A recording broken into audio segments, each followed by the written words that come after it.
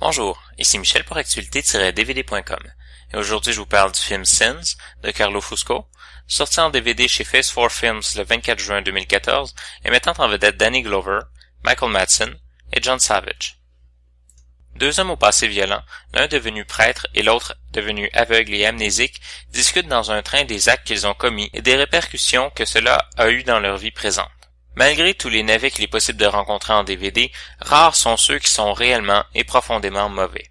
Sins fait partie de cette catégorie rare qui ne pourrait plaire qu'à une infime partie d'un public de films poubelles.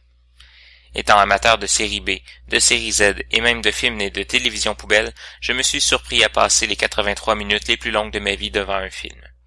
Alors que certains vont dire que c'est tellement mauvais que c'en est bon, personnellement j'ai trouvé que ce film allait encore plus loin, dans la catégorie « n'en vaut pas la peine ». On y découvre un Danny Glover qui n'est pas à sa place dans un film avec aussi peu d'ambition, même si les dernières années ont été plus ou moins favorables en tant que qualité de film pour lui.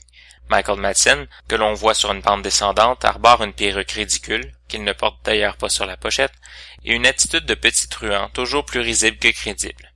Encore une fois, on utilise des noms connus pour vendre un film. La présence de Danny Glover sur la pochette est compréhensible, puisqu'il est plus ou moins la co-vedette du film, mais le personnage principal, joué par Giovanni Martorana, n'est non seulement pas sur la pochette, mais son nom n'y est même pas mentionné.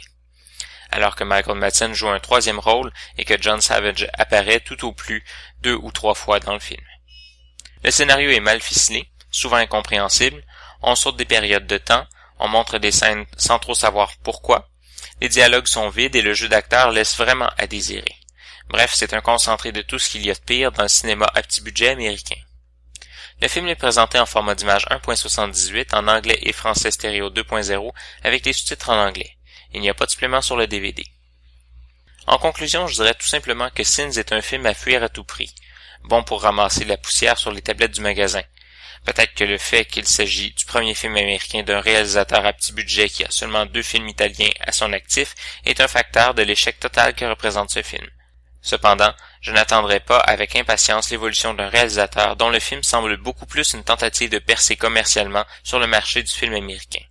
C'était Michel, je vous remercie et bon visionnement.